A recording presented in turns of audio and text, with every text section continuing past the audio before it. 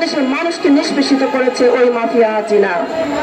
আজকে এই মাফিয়াকে আমরা বিতাড়িত করেছি, কিন্তু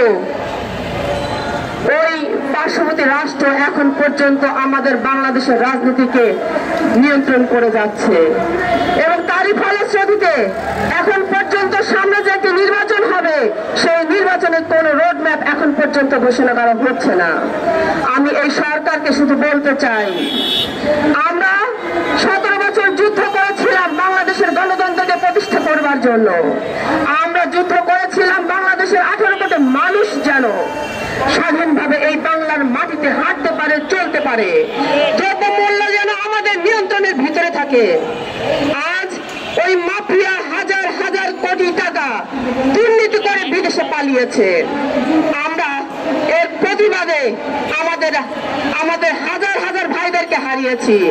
আজকে এখানে যারা উপস্থিত আছেন প্রত্যেকেই মামলার আসামি, শুধু একটা দুইটা না, 200, 300, 400 মামলার আসামি।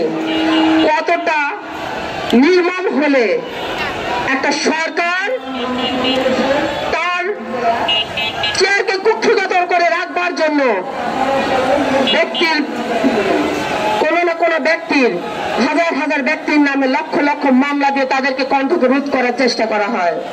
শুধু আমি একটি কথাই বলতে চাই, আজকে যারা 17 বছর আমরা আন্দোলন করেছি, আজকে 5ই আগস্ট যারা জীবন দিয়েছে, আমাদের প্রত্যেকের একটি লক্ষ্য ছিল বাংলাদেশের গণতন্ত্র প্রতিষ্ঠা করা, আমাদের একটি লক্ষ্য ছিল গণতান্ত্রিক সরকারকে প্রতিষ্ঠিত করা। তাই আসুন আর বিলম্ব নয়, অতি সত্বর একটি রোডম্যাপ দিন, যে রোডম্যাপের মাধ্যমে বাংলাদেশে একটি গণতান্ত্রিক সরকার প্রতিষ্ঠিত হবে। বাংলাদেশের মানুষ গণতন্ত্র চায়। আপনারা কোন ফ্যাসিস্ট হওয়ার জন্য কাউকে তৈরি করবেন না, আপনারা ফ্যাসিস্ট তৈরি করবার জন্য কোনো সময় নেবেন না। যত সময় নেবেন শেখ হাসিনার মতো কোনো না কোনো ফ্যাসিস্টের জন্ম হয়ে যাবে। আমরা অতি সত্বর আজকের এই নাগরিক সমাবেশ থেকে শুধু এই ঢাকার রাজপথ থেকে অনেক ভাইদেরকে আমরা হারিয়েছি। আর কোন ফ্যাসিস্টের জন্ম হোক আমরা কখনো চাই না। তাই এই অন্তর্বর্তী সরকারের কাছে আমাদের অনুরোধ থাকবে, অতি দ্রুত আপনারা একটি রোডম্যাপ দিন, যে রোডম্যাপের মাধ্যমে বাংলাদেশে গণতন্ত্র প্রতিষ্ঠিত হবে। সারা বাংলাদেশের মানুষ, সারা বিশ্ব দেখেছে গতকালকে বাংলাদেশের একটি গণতন্ত্রের রচিত হয়েছে ইতিহাসে।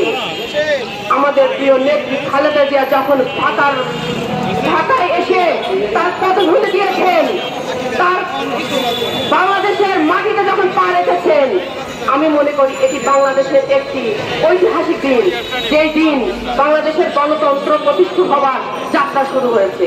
এবং আমাদের সেই প্রিয় নেত্রী দেশনেত্রী বেগম খালেদা জিয়ার হাতে ইনশাআল্লাহ